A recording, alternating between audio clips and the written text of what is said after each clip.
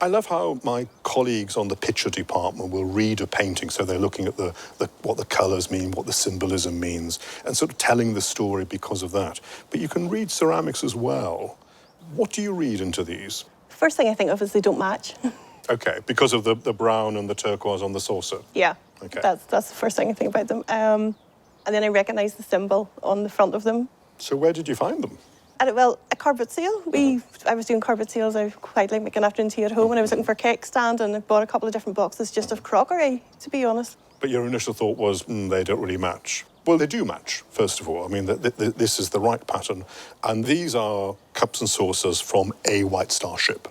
Okay. So, not the Titanic. I mean, that would be quite difficult. I mean, if they were from the Titanic, I would be standing back and saying, these are worth a lot of money. Of course. But they could have been from the Olympic or the Britannic, the sister ships, which, of course, were virtually the same.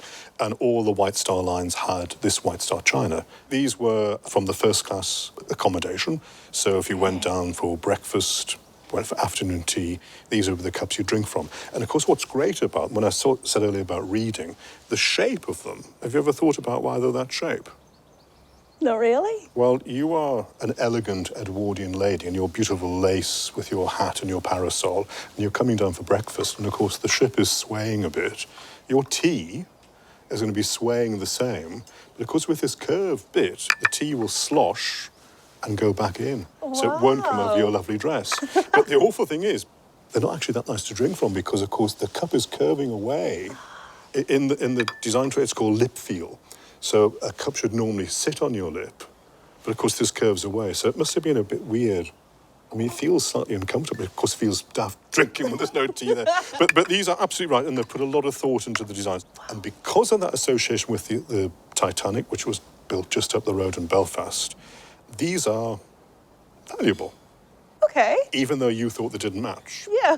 So your 4 mismatched cups and saucers, £2,000. Seriously? £500 each. Oh my goodness, that's so exciting. So well played. Wow, well, thank you. For all these cups are £500 each. If you were to go down to the wreck of the Titanic, those cups from the Titanic itself would be tens of thousands of pounds. And that's the magic of provenance.